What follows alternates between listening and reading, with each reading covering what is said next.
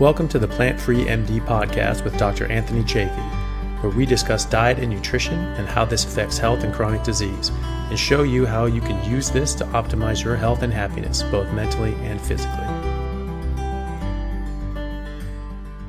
I've been meaning to talk to you. I mean, you can see I don't do this. I've been meaning to have this conversation with you for a very long time, but we just keep, I've become so busy overnight. Like my life is taking a different turn. You know what? Yeah, bizarre. Isn't it? Yeah. Yeah.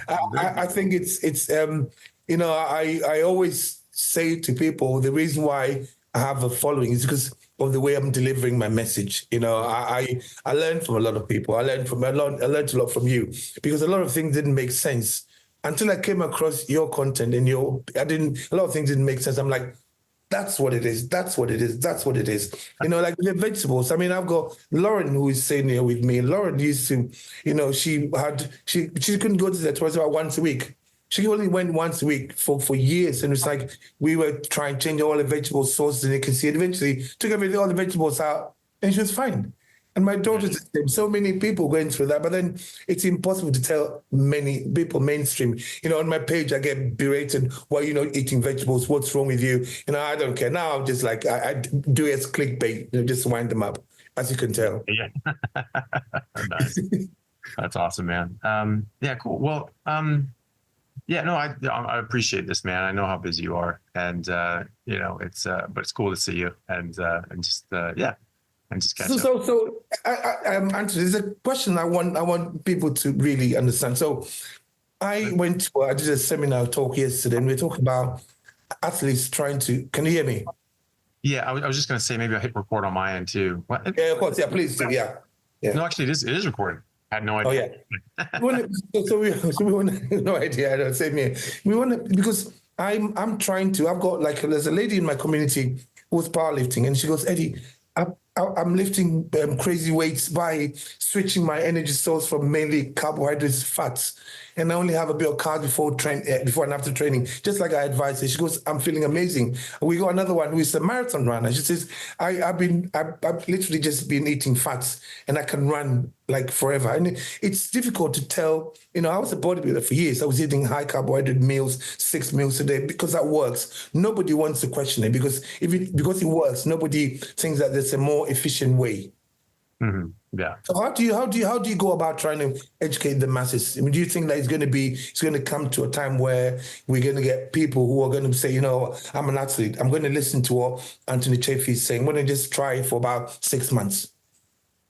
Yeah, well, the thing is that there's more and more studies coming out, and I think a lot of people hang hat on studies and what other pro athletes do. And so, if they, a lot of people will say is like, well, you're not, maybe this works for like explosive sort of, sprinting or weightlifting, but it's not going to work for endurance. You need the carbs or something like that. And so no one in the Tour de France is doing this. Like, well, actually, Chris Froome is like a 3 or 4 times. Yeah. He does keto, right?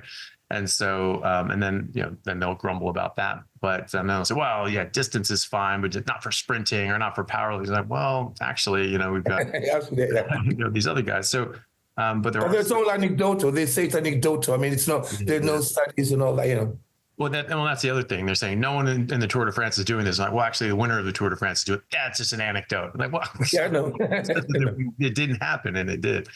But that's a big anecdote, though. Someone wins the Tour de France, because that's a major. It's an anecdote, yeah, exactly. But there are more studies coming out now. Especially with Professor Tim Noakes, who he spent 30-year career on with the idea that you need carbs as an elite athlete, and he was arguing that because that's how he was taught. And so that's what we all taught. Yeah. There's no reason to question it, so he didn't. And then he did question because it works. That's why, because it works. That's what nobody questions it. Yeah, that's it, exactly. So now he's started to question it, and he found that it was wrong. And so now he could have retired on top, totally famous. His book was selling great.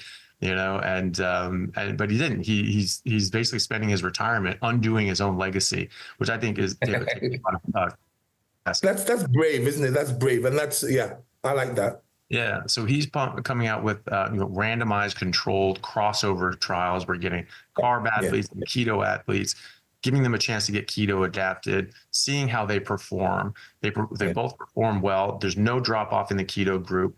And then they switch them and say, okay, now a carb group's a keto group and vice versa. And again, they find as long as you give them a few weeks to get keto adapted, there's at least no drop off in performance. And then when you go longer than that, when you keto adapt longer, like 3 months, McSweeney in 2008 published a large study with elite class, world class level athletes in the Ironman and ultramarathon runners. And they self-selected into a keto or carb group. They got them 3 months to get keto adapted. And they found that the keto group outperformed the carb athletes at only 3 months. 100%. Yeah. And then the longer you go, the bigger that disparity. But, you know, there are some studies that people will go to, like the Supernova trial, and they say, well, look at this, you know, yes, you're burning fat, but you know, the performance dropped off. Okay, well, look at how it was set up. They only gave him like a couple weeks. You're not giving them enough time. I mean, I've been doing this for a long time, and I train. You know, you see my training. I can just keep going, and I feel like I feel like I've got more energy than I did when I was in my 30s, and it's crazy when you try and explain that to people. They think, "Oh no, come on, Eddie's going to be crazy." In the fitness industry, especially in the UK, they think I'm crazy. They think I'm nuts. And I because I'm going against everything that I preach. I was a top coach, coaching bodybuilders, and I had my own team. And then all of a sudden, I've gone back on my word and doing something completely different. And I think a lot of people find it very difficult to understand why Eddie's crazy. Eddie's crazy. It's a bit extreme, but I'm extreme. And there are so many people following me, doing well. I'm feeling amazing, and everybody around me, my family. My daughter had digestive problems. She's had all her life. She's not now. She's thriving, and then she's a carnivore. She does complete. She's actually a lot stricter than anyone I know because she has to be, and she feels amazing. You know, she feels amazing. All his skin is changed. Yeah. Well, the thing is that you've always been extreme too. I mean, that's how you get. That's how you get That's true. Anything, right? Yeah. So you worked out at an elite level. You push yourself to elite level. That's how you got to the Olympia, right? And so then you're saying, hey, look, I know how to get here. Follow my path, and that's what people want. You know, they want someone to show mindset, isn't it? Yeah. How to get to where they got, or how to get, you know, to a similar place. And so, you know, you're going to have that mindset where you're always looking for, you know, what is the best thing to do. Better way, yeah. Is there something better? Can I do better? Do better? I think when you close your mind to other ideas, and you know, because I'm open. When I saw, I mean, the first time I saw the video and you were talking, it's a very crackly video, and I'm thinking, hang on, this guy is talking sense. So I started doing a lot of research. I'm going to find out more about him. The more I read, the more I saw, the more I thought, he's making so much sense. And it's a conviction that you're talking with a lot of conviction. And I just thought, you know, a lot of people just know they backtrack because you're like, what I always say is that Anthony just sticks to what he's saying because he believes it. And you have to believe in what you're saying, and it comes across. And I like that. Yeah, well, thanks. I mean, the thing is that, you know, this has come from many years of looking into this and thinking about it and my own personal experience, and then applying it to my family and patients and seeing it work. You know, I mean, if you see something works, I mean, how do you go away? Of course. You have a theory, and theoretically and on paper, and you can look at historically, okay, well, these people did this and they got those results, and these studies show this, and this biochemically it works like that. And like, okay, all this makes sense. But what happens when I actually put it in place for myself and then my patients? And it does exactly what you would predict. And so how do you not do that? And when you have patients that have autoimmune diseases or have diabetes or have, you know, some sort of health issue, and you do this status quo, and it gets, you know, the predictable results, but then you do this and you just have this dietary intervention has massively improved their outcome. It's a much better outcome. How do you not do that? I mean, I think that if you know that something can potentially help somebody and it's not going to hurt them, right? First, do no harm. It's non-toxic. It's not going to harm them. And you can just try it and see. And it's just simple. You're not asking them, anybody, to take supplements or anything. It's just food. That's it. Just changing the way you look at food. That's it. You know, but one thing I wanted to ask you, but I don't want to forget. how do you deal with family? Because family, you know, when you got, like I've got relatives who are, you know, doctor, I've changed their diet, they're feeling really good, like in their 70s, 80s, feeling really good. Doctor said, no, you got to stop. And then they put them back on statins and started eating low fat. And they won't listen to me. And you're no doctor. And it breaks my heart. And I'm thinking, and then I got to just keep my mouth shut. So for now, I find myself constantly just keeping my mouth shut because everybody around me thinks I'm extreme. And I don't care about that, but the ones that I care about and I see them suffering and know that they can make a little change. How do you go about it? How do you convince your dad to change? Yeah.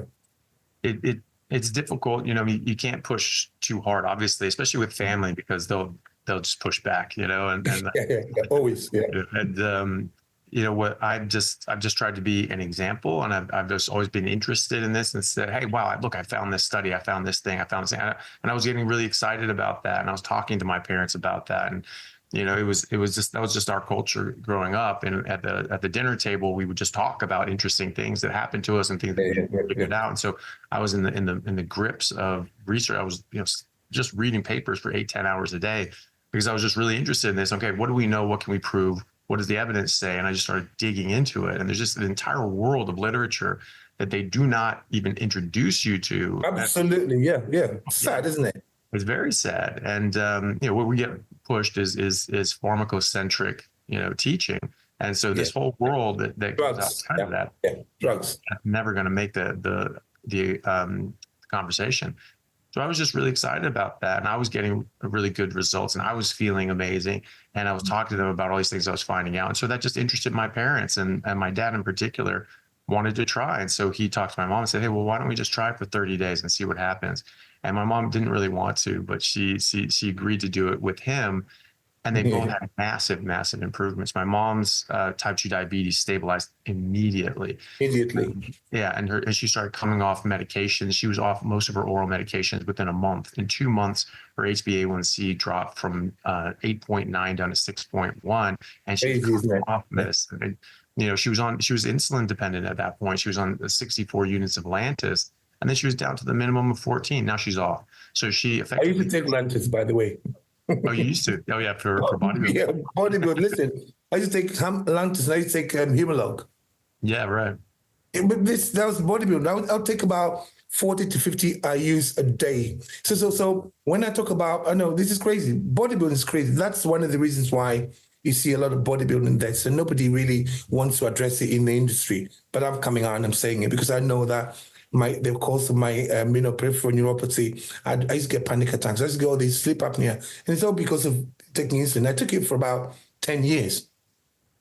10 years, about 40 to be about 5 days a week. I was taking 40, let's say 30 to 50 IUs of insulin every day. And I drink lots of carbs full of maltodextrin. Maltodextrin, can you believe it? I was actually putting it in my drinks and drinking it straight after training. Crazy.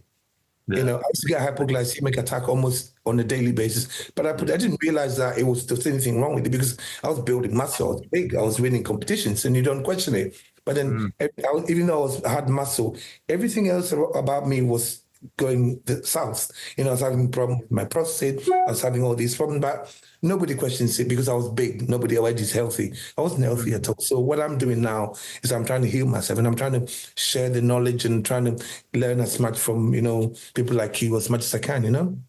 Yeah. Well, I mean, it's so important to say that too, because, you know, I mean, there are people trying to like normalize it as well. You know, as I've seen, you know, people like Stan Efferding trying to like normalize steroids, and he and I got into it sort of in some, you know, comments and things like that. He was just coming aggressively at me and saying, "Who was that?" Stan Efferding. Oh yeah, I know. I don't take them seriously. Not anymore. So because no point. But you see, the way I look at it is that I think when you're bodybuilding, especially bodybuilders, we take steroids, and the drugs compromise your thought process. You don't realize it. It's an insidious process.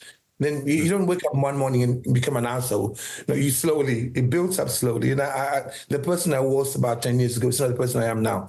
I see things differently because when you stop taking the steroids, you think, oh my God, what was I thinking about? Why was I taking that much insulin?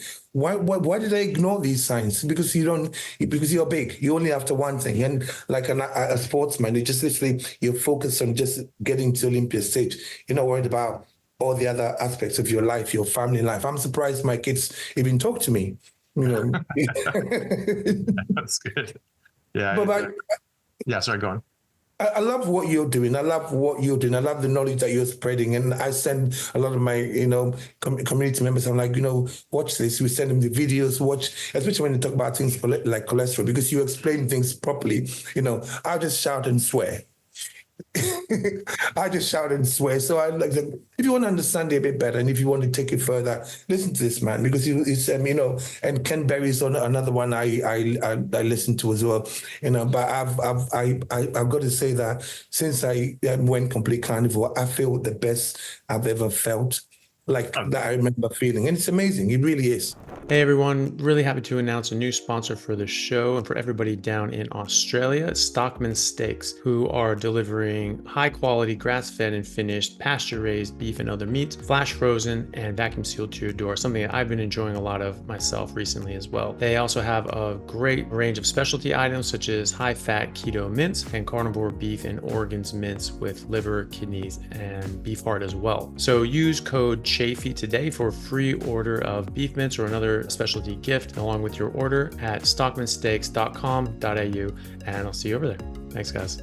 Oh, very good. I'm the same way. I feel absolutely incredible. And you know, even as an athlete, I accidentally came onto a carnivore diet because, you know, something sort of become a catchphrase, but it's not something I ever said. It's an anecdote from my professor who said they was telling us how toxic plants were, how plants are trying to kill you. Yeah.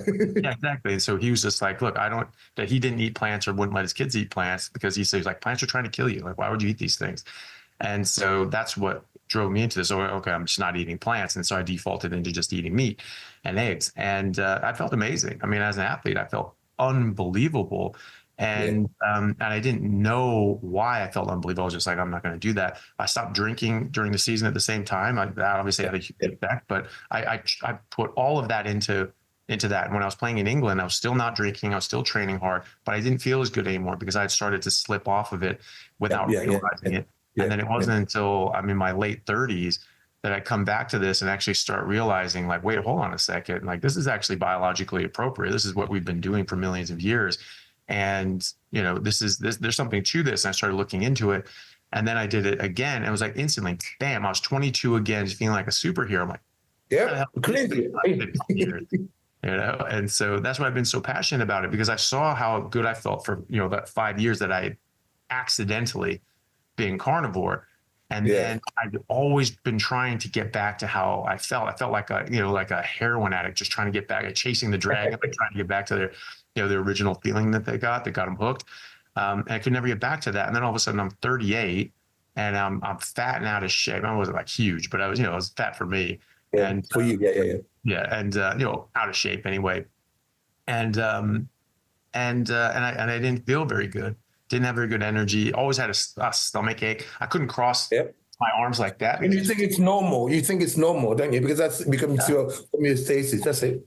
That's it. And so, you know, and then all of a sudden in 2 weeks, it's just all that's gone.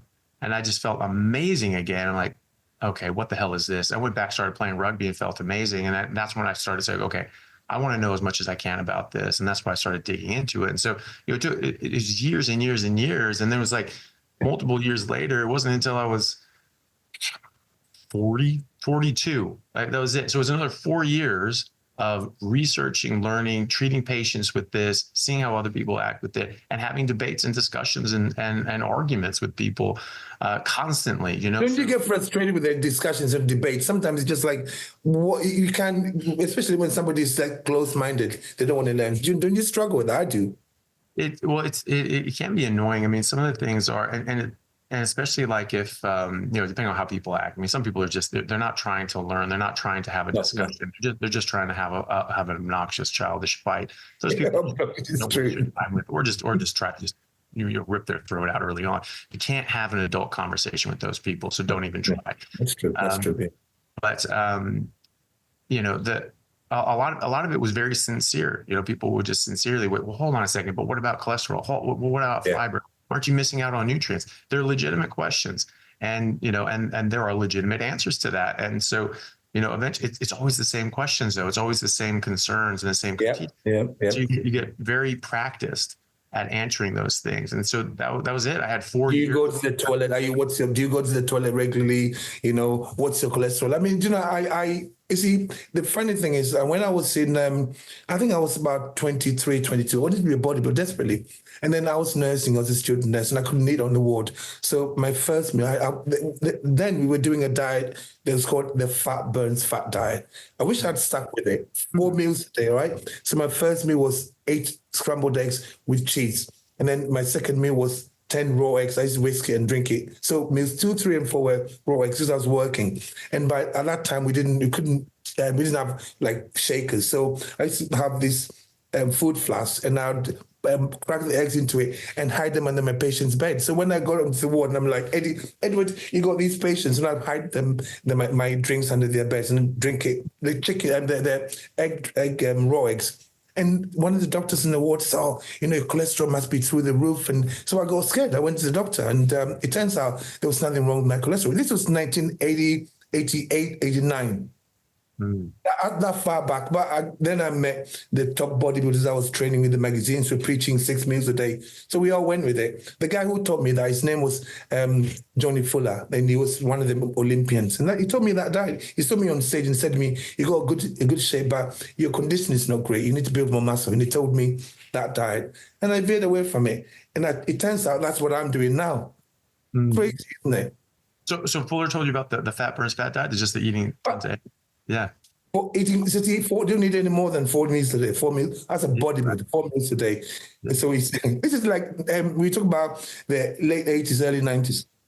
4 meals a day. So, and I was a student, so I used to go to this farm local, and there's older ladies used to flirt with them. They used to get me like crates of eggs for like £1, just in the farm shop. Take it with you. So I had like lots of eggs. My wife just cracked them and put them in a flask, take it to work, and just knock it back. That was it. And I grew so much muscle. I was 100% natural.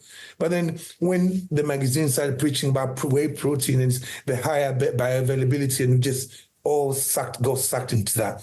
But then that works. Nobody questions it. Then you put the drugs in there, you get big, then you don't question it. But it turns out I've gone full circle. Yeah. Yeah. Oh, that's great to hear. And, and you look back and the predatory marketing, because they go into these magazines and get these news stories, and you think they're legitimate. You think they're like really just trying to help people. Hey, look at this. This is what we found out. No, they're selling you. They're selling you something. Yeah, they're selling you whey protein, you know? Yeah. So, I hate whey protein. I swear to God, I hate it so much. You hear me talking about it. What's your stance on whey protein?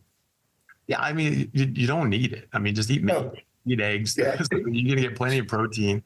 And, and the thing is too, is that, that the idea that you can only absorb, 25, 30 grams of nonsense. Protein at a time. Yeah, it's horse shit, but it's also, but a lot of those things were done with whey protein, right? So they gave you whey protein, and it just went through the system too quickly. They couldn't absorb the whey protein very well and efficiently.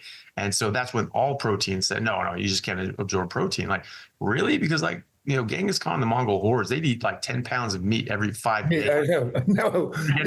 25 grams of protein every 5 days? Probably not, and so, that's not in keeping with what we see in real life and in nature. You have, these feast and famine sort of periods, especially as like hunter-gatherers and things like that. You have a lion that goes out, maybe they eat once a week.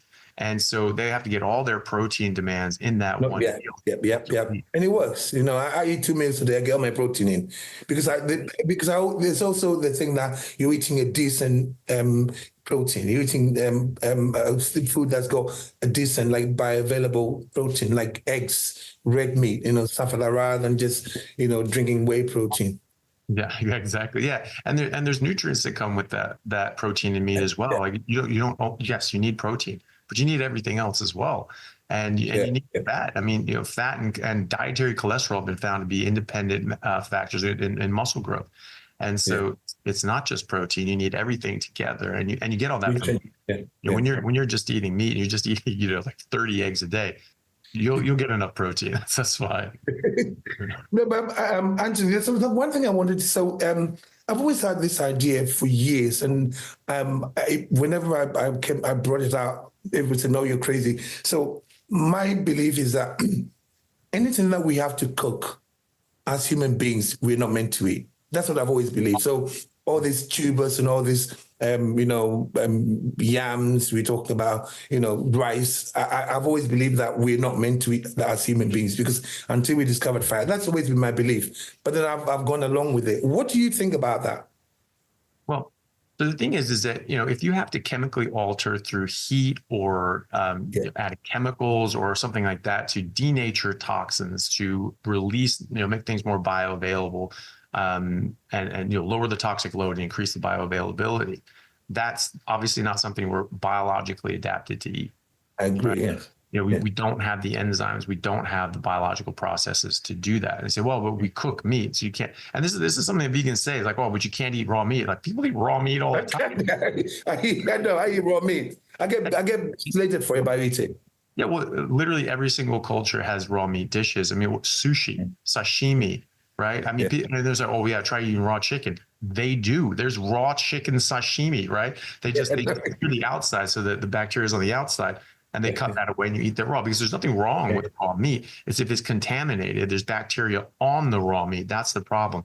But, we actually can contend with that a lot too, because we come from a sort of that background, eating raw meat, wild meat out in the wild. And so our stomach pH is down with lions and vultures. And vultures. Yeah. I heard you say that, and that made perfect sense, because, if you like, I've eaten I eat raw meat a lot. I mean, sometimes I just pick it up, and my meat's always blue. I don't have it cooked much at all because I like it. Yeah, I do too. Exactly. As I've done this, I basically eat it. I sear the outside and keep the inside raw. It's still cold in the inside often. So, and I prefer that. That just tastes good to me. And that's what raw meat tastes like, and you have, like steak carpaccio, you have steak tartare. Yes. That's all raw. I know. And so so you can absolutely eat meat raw. And in fact, a lot of people are saying you should eat meat raw. You should only eat meat raw. Like, I don't necessarily agree with that, but you certainly can, and you can do just fine as long as there aren't contaminants or parasites and things like that in it. And I think the way the food is processed now, I think it's best to cook it out a little bit. Don't you think? Well, and the thing is too, is that, well, look, if you're eating wild game, like there's a higher chance that there are parasites. And I think that we've been cooking meat. Humans and our ancestors have been cooking meat for at least 1.6 million years from what we can tell, and possibly longer. And so I think that probably gave a survival advantage due to parasites. You're going to kill the parasites, and you're not going to have as much of a problem with parasites.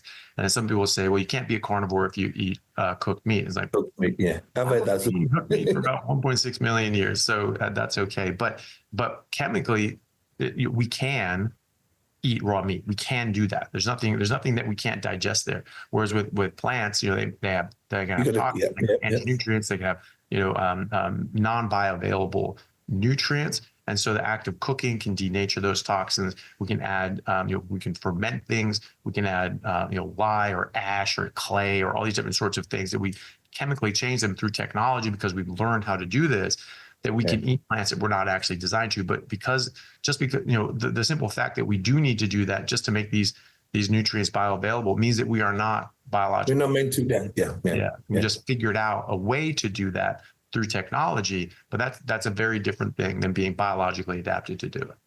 I mean, all I know is this. All I know is that, like, I have a team, and we go through my messages, and there are thousands of them. I put them on my story. So many people, Eddie, I listen to your advice and I feel amazing. Eddie, I've reversed my type 2 diabetes. I don't have high blood pressure anymore. I've been off my medication. I mean, I've had there's a lady in my community. She's got MS, and she could not move. On Tuesday, she was standing on one leg. She said, look at me. And she's jumping, and it's crazy. She's got her mum onto it. And it's all anecdotal. I mean, I don't care. I mean, I'm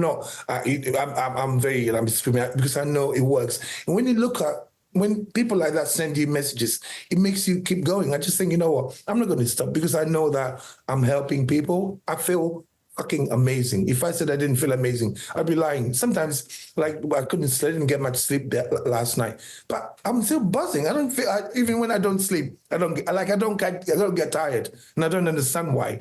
I don't get tired. I'm like constantly on hyper. It's crazy. Well, it is, and I think, I mean, that's the major driver for me. I mean, I've just seen too many people helped in too many ways to stop doing that. You know, people say it's like, oh, really like what you're doing, please keep doing it. Like, I don't think it's an option to stop, because I don't know if I could really be kind to myself if I just said, yeah, I just want some time for me now. It helps too many. Same here. Yeah, it helps too many people, and like you're saying, like MS, we're putting together a case series with people with MS specifically who have completely reversed it with a carnivore diet. Very good. Yep.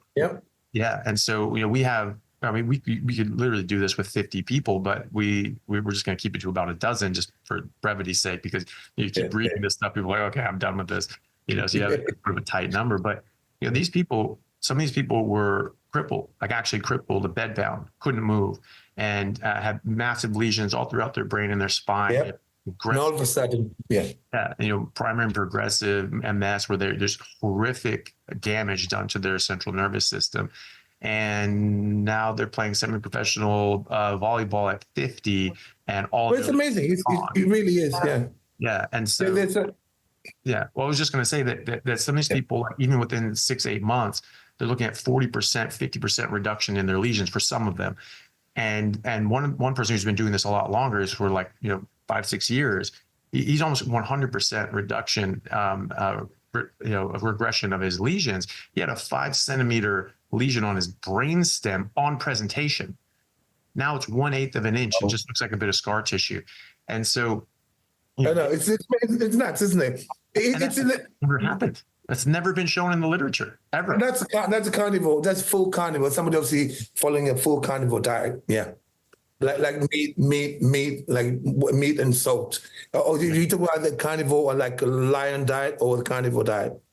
Yeah, I think that the lion diet works the best. I think the thing with immunity, I think that this actually addresses the underlying root cause. I have a sort of a unique theory of autoimmunity that is definitely not mainstream. But I took immunology. I took postgraduate immunology when I was an undergrad before medical school, and we learned right away that your body cannot attack itself. When your immune cells are being matured in your thymus, they're tested against every single antigen. Oh, that's what we're told. We're told that it's your body's immune cells attacking itself. That's what we're told. Yeah. That's it. But your immune cells are tested against every single molecule that your body can possibly make, and if it reacts even weakly to any of them, they're killed. So it is not possible to have any of your immune cells ever react. And so they say, well, it's molecular mimicry, and they make an antibody towards this thing, and it can cross-react with this other.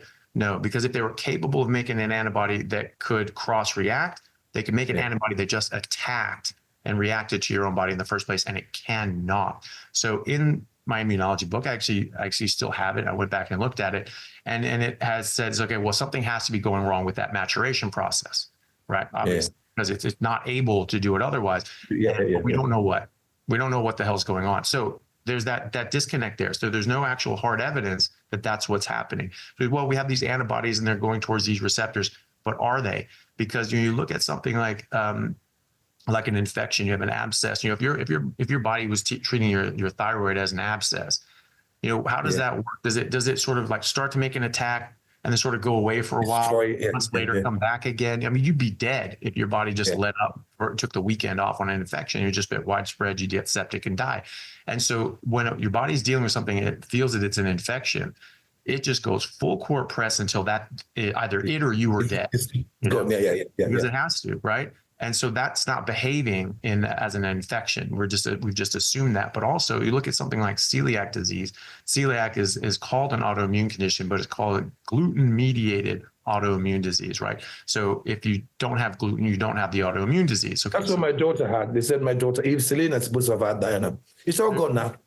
Well, that's the thing. So what happens? You eat gluten. Gluten is a lectin, which is a plant toxin, which can bind damage to your body. So it sticks to your enterocytes, your intestinal cells, damages them. And what does your body do? Your body say, hey, we're being attacked. Let's go get them. So you make antibodies to attack that. But that gluten is stuck to your intestinal cells. And so your intestinal cells get hit in the crossfire. It's collateral damage. It's like civilian casualties during war. And, you napalm a force in Vietnam, like there's probably going to be some people in there, and that's what's happening. And And so, but when you remove the gluten, the problem goes away. And within 4 to 6 weeks, the intestinal lining is completely healed. Even though the antibodies stay elevated for over 3 years, right? Yes. So your antibodies there, they're very elevated. They're not attacking your body. So that's not an autoimmune disease because those antibodies are not attacking your body. And that's what I think is going on with all these other autoimmune diseases. Okay. So you get these lectins, you get these toxins, you get this glyphosate, you get these industrial, chemicals into your body through leaky gut from whatever. And those are just going around attacking your body, and your body's attacking those things. That's what I think is going on. And that fits the picture much better as well, because when you remove these things, you remove, plants and lectins and toxins and glyphosate, which is on the plants, the problem goes away, even though the antibodies stay elevated. But eventually those antibodies slowly come down, as you would expect. And but the damage stops before that. People with Crohn's disease, they often meet with symptomatic resolution within a month or so. And MS, their symptoms start to calm down. It's a lot more slow growing nerves and things like that. But given the right set of circumstances, the right amount of B12 and vitamin D and DHA and all these other sorts of things, it can heal, and those lesions start to come down and regress. And that's not something that's ever been shown in the literature to be able to happen. And so that's what I think is happening. I think it's actually hitting the underlying root cause, which is plant toxins or environmental toxins. And that's why a lion diet with just ruminant meat is better, because the rumination ferments that stuff first and breaks it down, and can apparently break down glyphosate as well, which is strongly associated with autoimmunity, but it can definitely get the lectins. And so if people eat just beef, lamb, and water, they seem to do best on autoimmune, and I think that's why. So the other thing I would, because I could sit here and listen to you all day. My team, they think I'm crazy. I think I've got Anthony Chaffee, whatever. Because I think, because you explain things the way I understand. A lot of people are trying to you say anyway. So one thing I've always had this thing called oral allergy syndrome. I had it for years. Okay, so I couldn't eat. I cannot, like, I loved avocados, but I couldn't eat them raw. I had to cook them, because every time I got an itchy lips, itchy mouth, and sometimes I'd throw up. Sometimes I'd get, like, literally, I'd feel my lips would swell up, depending on. In fact, when I used to come to the States, I used to come there at least once or twice a month. Every time I ate fruit or vegetables in the States, it actually was the worst. It wasn't as bad for you. And then I went back to Ghana in 1999, and I had an avocado, and there was nothing wrong with my lips. I'm like, I used to eat this avocado. It's the same kind of trees when I was a child. I was okay. And I realized that it was something to do with the pesticide. So from about 1991, everything that I ate, I had to cook. All my vegetables had to be cooked. Whereas even meat, when I ate meat that wasn't overcooked, was a bit raw, I was fine. So I knew that I had an allergy. I was told it's called oral allergy syndrome, and I should take all this antihistamine and all that nonsense. But I realized that if I took the plants out of my diet, I was fine. So I took the plants out. So what is it? What do you think causes this oral allergy syndrome, and why has it become a thing? Is it the pesticides? What is it? Because I didn't have sorry, what I'm trying to say, why didn't I have it when I had the plants back home in Ghana? And why did it become a thing in the UK? Yeah, so that's really interesting, and it makes sense to me. I think a big part of it, we have these agrochemical sort of things that we put out there, and they're toxic. They're supposed to be toxic. They're designed to kill insects and other animals. Yes. Pesticides, and it's like, so what the hell is it doing to us? These things are designed to be toxic, so of course they're going to be toxic. What's interesting is like the avocado, because you're eating the inside of the avocado, you're not sort of eating the outside. But so there could be things. The pesticides are soaking in. We shouldn't be as naive to think that it's only going to stay on the surface and that's the only. Go inside that, yeah. Definitely come in. But the other interesting thing that people aren't aware of is that fruit also have defense chemicals and toxins. They say, oh, but the plant wants you to eat the fruit. No, it wants something to eat the fruit. It doesn't necessarily want every single animal on earth to eat the fruit. Yeah, to eat the fruit, a lot of the fruits and berries actually co-evolved with different animals. Specifically, and they're toxic to anything else. Like a cassowary bird eats 150 different kinds of fruit and berries. Every single one of those will kill you and kill anything except the cassowary bird, because those seeds only germinate inside the gut of a cassowary bird, right? So there are toxins grapes and avocados will kill cats and dogs because they're so toxic to cats and dogs. So there are toxins in there. And the really interesting thing is that obviously when the seed is not ready, when it's not ripe, it doesn't want anything eating that. That's why it's rock hard. It doesn't taste very good. It wants to live. Yeah, exactly. So it wants to get that seed ripe and ready to go, and then eaten and taken by something else. So when it's unripe, they are far more toxic. Like, so avocados in particular, they have oxalates, and it's something that people, this is a plant toxin. The oxalate level has been measured to be 4 times higher when they're unripe, right? When was the last? That's why they taste so bitter as well, don't they? They taste very bitter when they're unripe. Yeah, and then you have to let them ripen in the box and things like that. Yeah. When was the last time you saw a ripe avocado at the grocery store at a Tesco or something? Like, it's not going to happen, right? They pick them all, so that they can last, and they can transport them from Ecuador or wherever, and so that they last, right? And so they pick them all green, they're hard as a rock, and then you let them ripen in a box for 2 or 3 weeks. But studies have actually shown that the toxins don't go away. They don't go away just because they're ripened. They go away because the plant then takes them out. If you have a picked fruit, it's a closed system. There's nowhere for that poison to go. It doesn't just break down into la-la land, There's toxins are still in there. And so when you're in the West, when you're in the US and elsewhere, you're going to find that you have a lot more pesticides. Now we have GMOs. People just make things up. Crazy. That's crazy. Yeah. Yeah, people make things up because they want things to be true to defend their ideology. So they say that no, actually there are toxins in plants. First of all, they denied there are toxins in plants previously. Now they're saying yes, there are toxins in plants, but we're breeding them to be less and less toxic. In fact, we're going the other way. We're breeding them to be more toxic because then you use less pesticides. The less toxic they are, mean they can't defend themselves. So now you have GMOs that are genetically altered to be resistant against pests. What does that resistance mean? That means they're more toxic naturally. So you use less pesticides. So that means they're naturally making pesticides.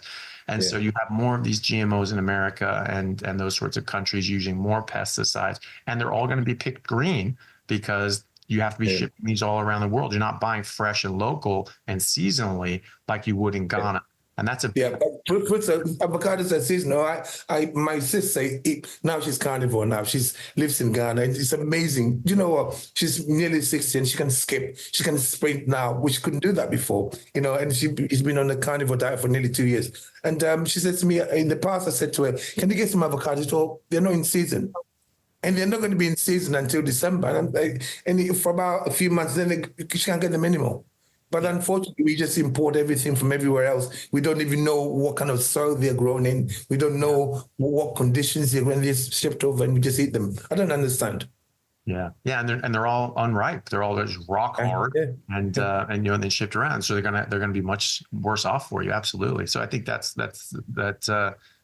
would definitely explain that. Because it's something's going on, right? There's something different between those cows, and those are two glaring ones. And but I like I said, I took the plants out and I feel amazing. Every so often I make a dish just showing people this and that, because my community, there are so many people who are still doing the keto diet. It works for them. I mean, they cook the vegetables, it's okay, but I can't. I've got to cook the shit out of vegetables to be able to eat it.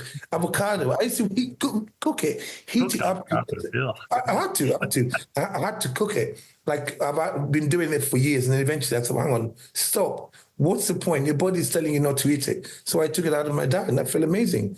So I'm not going to stop what I do, and I'm going to literally just keep on anybody who will listen, just like you're doing. Yeah. But I use a different voice. I'm swaying and I think I can relate more to the average person who thinks I'm crazy, and eventually they find it entertaining and think, hang on, why is he saying that? Slowly, that's what happens. Eventually they start off by thinking, oh my God, look at this old man screaming and swaying and stuff. And eventually okay, what's he talking about? Then slowly, we get that all the time. I got these girls answer my messages like, Eddie, I just thought you were crazy. But then I tried it. I feel amazing. I've lost, 50 pounds, kilos. I've lost it. I've done that. I feel amazing. I got my parents and my family's on it. And that's what keeps me going. Not the money. It's the feedback I get from people. Hey guys, just want to take a second to thank our sponsor, the Carnivore Bar. I don't promote many products because honestly, all you need to be healthy is to just eat meat. For those times that you're out hiking, road tripping, or stuck at work and you want a nutritious snack that is just meat, fat, and salt if you want it, the Carnivore Bar is a great option. So I like this product not because it's just pure meat, but also because I want the carnivore market to thrive as well. And the more we support meat-only products, the more meat-only products there will be available in the mainstream. So if this sounds like something you'd like to get behind, check it out using my discount code Anthony to get 10% off, which also applies to subscriptions, giving you 25% off total. All right, thanks guys. Yeah, absolutely. And I mean, it does just work. And like I was saying earlier, as like a clinician, how do you suggest something that isn't as good as just changing somebody's diet up? It's like, well, these are the guidelines. So you just take your insulin, take your metformin, take your this, that, and the other, just slowly. We go and what's it called? Ozempic and all that. Yeah, it's just it's just CYA medicine. You're just staying safe, and because it's people that I just aren't really holding up their oath as a doctor, a clinician, because you're there to supposed to do the right thing for your patient, not the right thing for yourself. It might be that you make more money doing something else, or you have a less chance of getting shit from your peers, or protect your own sort of practice by just going with the status quo. But you have a duty to the patient. And if you are doing something that is not the best thing. Well, yeah, it's not best. Yeah. Why would you do it? Yeah. If you really care about your patient. And I have got to applaud you for coming out and standing, because I know that you get a lot of other doctors says, oh, he's a quack.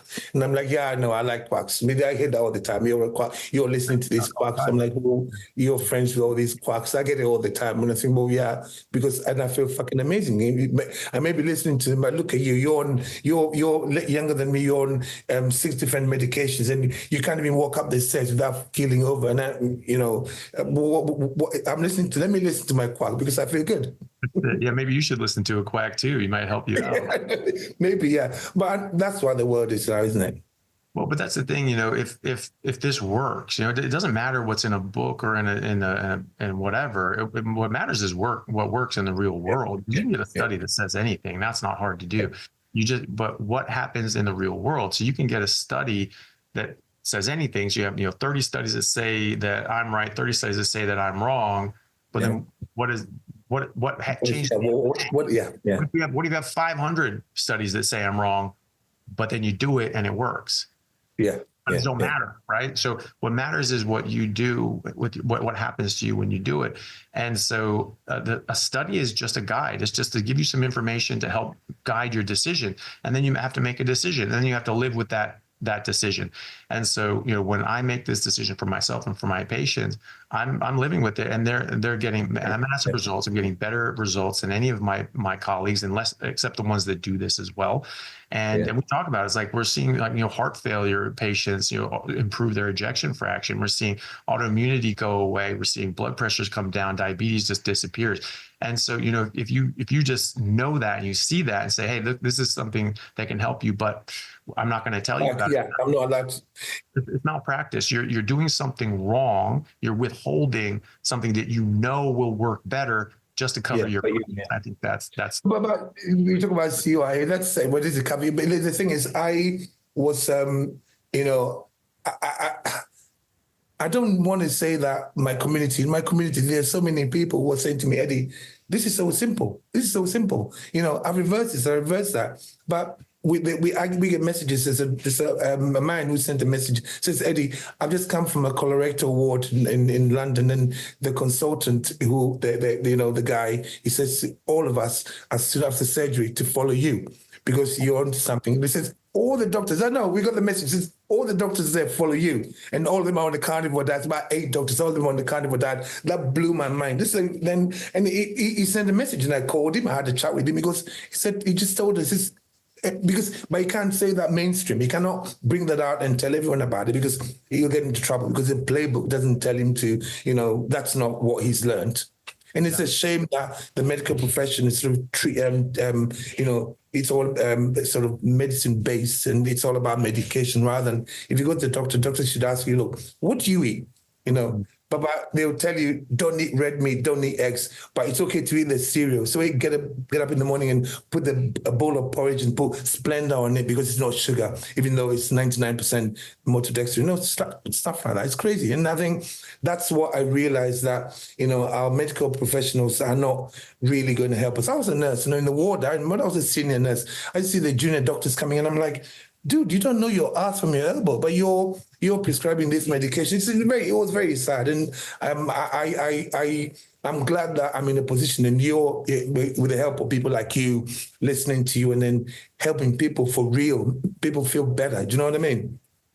Well, it is. It's amazing, and I think most people that get into medicine want that. You know, they want to actually do good for people. And I think that's why there's such a high burnout rate in the medical professions, because we're not seeing people get better. We're seeing people get worse, and we're doing everything we can and spending so much time. It's frustrating, isn't it? Yeah. And you're seeing people slowly get worse. And you're like, wow, I'm not doing anything. And then you know, doctors start getting older, and then they start getting the diseases that they're treating. They're like, shit, I know where this goes. This doesn't work well. Yeah. It just gets really down, you know, disheartening. You know, they get really down. And now people are finding just these simple interventions, and it's actually helping people. It's helping themselves. I've seen so many doctors revitalize their love of medicine because they're like, wow, it actually works again. Like this is amazing. And it's really good to see that more doctors are saying, like, listen to Eddie, because you know, the don't eat meat nonsense, that's how that started. It was a guy named Dr. Pritikin who wrote a book about this, about, you know, the heart disease diet and things like that.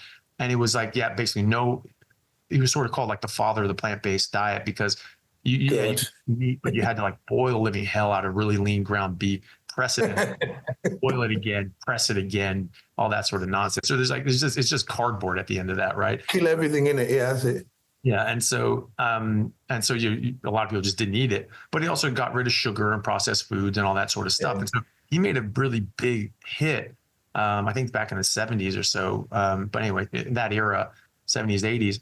But, you know, my dad, you know, Pritikin was a household name in my house. Like, I knew who Dr. Pritikin was since I was a kid. And so that we had Cheerios and shredded wheat in the house. Like, that was it. There was like skim milk and you know, skim milk, I know, sugar water, I call it.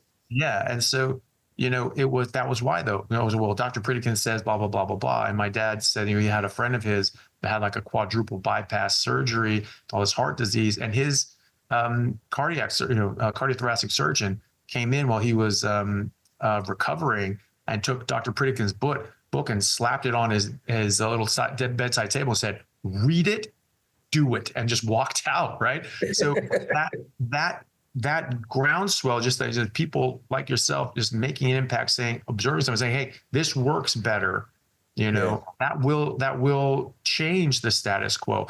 Unfortunately, you know, for us, Pritikin got it very wrong, because he's saying that wasn't that the prudent diet? Is it prudent? What's it called? The prudent diet? No. Prudent diet, I remember that. Yeah, was that Pritikin?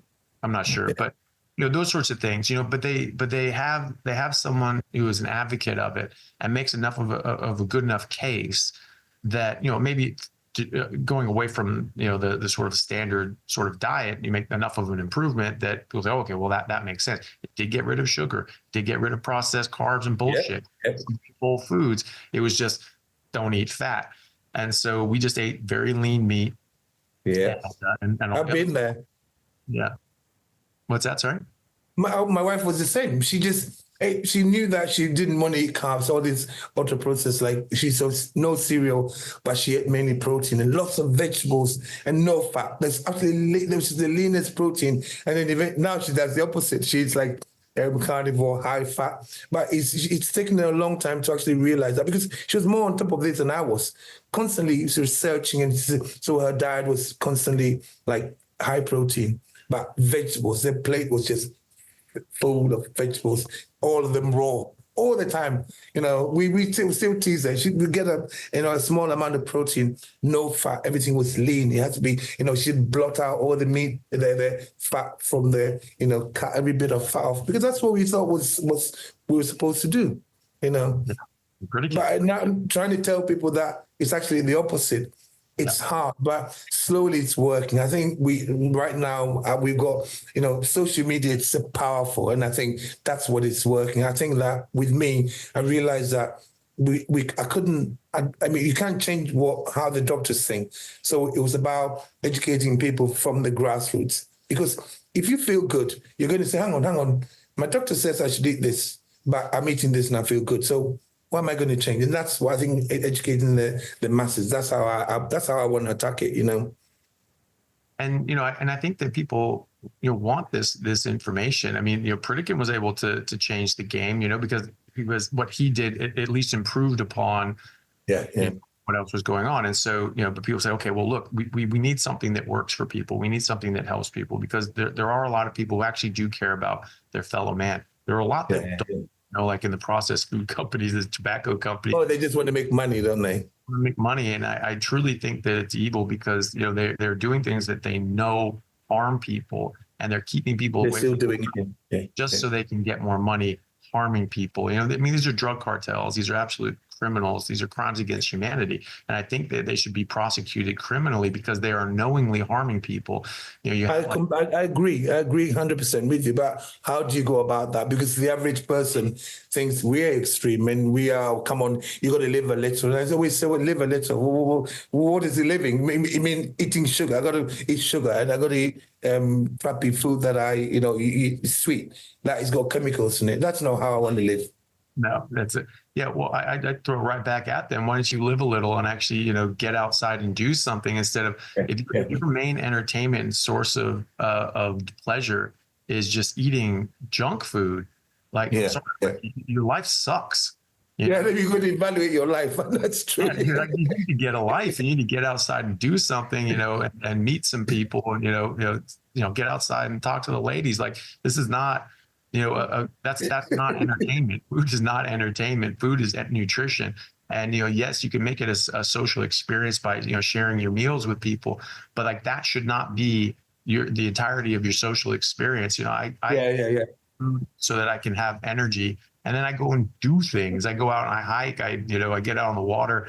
I'm doing things with people, having social interactions. I'm being physical and active. I'm enjoying my life. And can you talk to Lauren for a minute, for 1 second? We're back in a second, yeah? Lauren, sweet. Yeah. Hey, sorry, we're in a very cold office. Okay. Very old. He's just had to quickly run to get something. Yeah, that's good. Yeah. Yeah, carry on.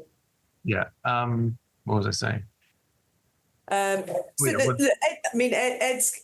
He's getting so much feedback on the community. He was saying about someone with MS. He had somebody today that messaged saying that somebody with arthritis as well was another one that we've had. People that have had arthritis and changed their diet. So would you say keto could help cure that, or do you think it has to be the lion diet for something like arthritis? Well, I mean, and ketogenic diets have been shown to make massive improvements in these sorts of things. I mean, first of all, you're just cutting out. You're already cutting out a lot of things that are negative for your health. Yeah. But getting into that ketogenic state, nutritional ketosis, is so beneficial. To physiology and biology. Your insulin's coming. I mean, I know the bodybuilders, like, back in the day, they'd inject a bunch of insulin, but my goodness, does that do a number on your body? Because it doesn't just drive energy into cells. It affects hundreds of different processes and mechanisms in your body. And so, when your insulin gets elevated, because you want it for the, carbs and protein, everything like that to shove into your cells, it's also now massively elevated for all of these other sorts of things, and it's way out of balance, and it causes a lot of destruction and metabolic distress. Carbohydrates themselves can be very pro-inflammatory. Just burning carbs in your mitochondria is very oxidative, sends off free radicals and damage. So it's pro-inflammatory. Where are you getting the carbs from? You're typically getting a lot of them from grains. Grains are seeds of the plant's baby. So there are a lot of these pro-inflammatory factors in there. And then just having higher ketones directly suppress inflammation. And so block something called the NLRP3 inflammasome. So inflammation actually comes down. And you can actually feel a lot better. It's not going to regrow your cartilage that we know of, but it can definitely lower the inflammation so that feel as much pain, and you don't have that expression of pain. And it can definitely slow down the onset or progression of arthritis as well, because we found this ties back into the athlete side of things, all the advantages of doing this as an athlete, because what are we doing as our athletes? Our joints are everything to us. We destroy our joints. That's it for our career. And we're seeing, like, when we get elevated blood sugar levels, they physically fuse to other molecules called glycation. So you get these advanced glycation end products. Glucose, glycation from glucose. Exactly. So it's just this sugar damage. You're just sticking sugar to things and damaging things. And this is what kills diabetics, is that glycation destroys the body, destroys the organs. And you get your toes rotting and falling off, you get amputations, your kidneys fail, you go blind, you get heart disease, you get Alzheimer's. That all comes from elevated blood sugar and the damage from elevated blood sugar. And we see this in joints as well. So, they've had, scoping out knees and scraping off all this fluffy, nasty stuff out of degenerative knees and shoulders and degenerative disc in the spine. They found they're just full of these AGEs, these advanced glycation end products. And so it's that blood sugar going up that's actually damaging and destroying your joints. And so, you don't want to get arthritis in the first place. Don't eat sugar. And don't have any direct injuries. I mean, I did kick since I was a kid, since I was like 14, and you're just doing knee strikes against things all the time. No one told me at the time that for your knees, and I sort of damaged the cartilage under my kneecaps. Everything else is pristine, and that's because I have never really been a big carby sort of person, but you have a longer shelf life as an athlete if you protect your joints. But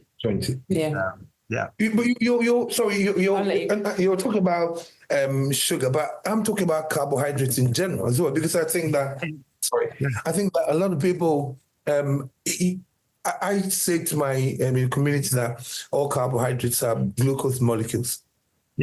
Differently, and I think it's important that they realize that. So when you talk about carbohydrates, somebody starts saying, "Oh, what about complex carbs? What about simple carbs? What about all these? And what about polysaccharides and the disaccharides?" Just stop.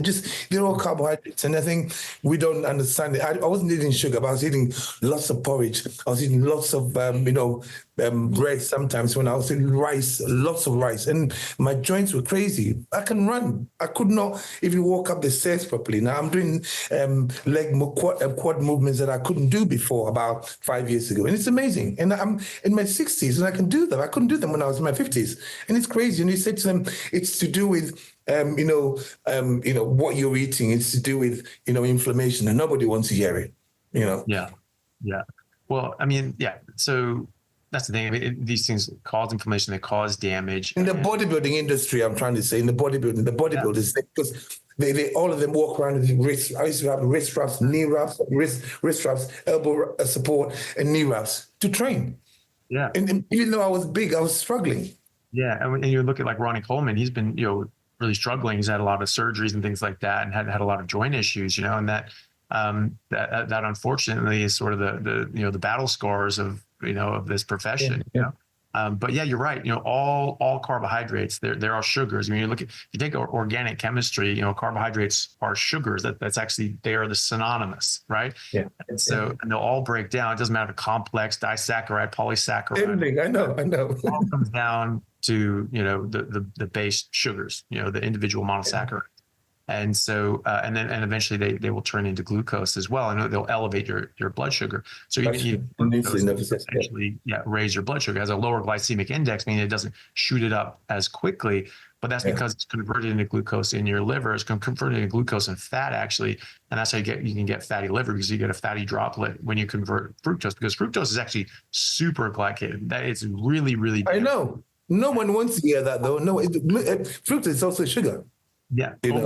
It's probably one of the worst ones as well. And your body really tries hard to keep this stuff out of your system, and it converts it, but it eventually does turn into glucose. But it has a higher glycation effect than glucose does, much higher, 4 or 5 times higher. And diabetics seem to actually convert up to 30% of their blood sugar, glucose, into fructose, right? So it can have a lot of damage on their body and their liver. Whenever I post something about fruit, every so often I do it just to annoy people. Just look at it. It's so much hate that comes up. And I find it funny, you know, because I know for a fact that there's one of my daughter's friends used to eat.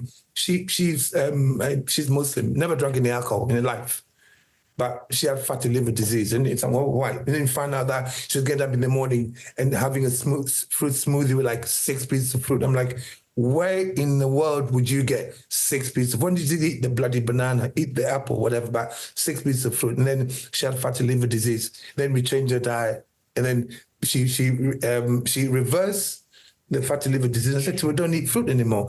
Oh yeah, but fruit's supposed to be good for you. No, it's not. Fruit's supposed to be seasonal. You're importing it from everywhere else. You're eating like 8 different types of fruit every single day. Oh, because I love fruit. I'm like, okay, you keep your fatty liver disease and eat your fruit, or get rid of it. And so now she stopped eating fruit. So it feels amazing, you know.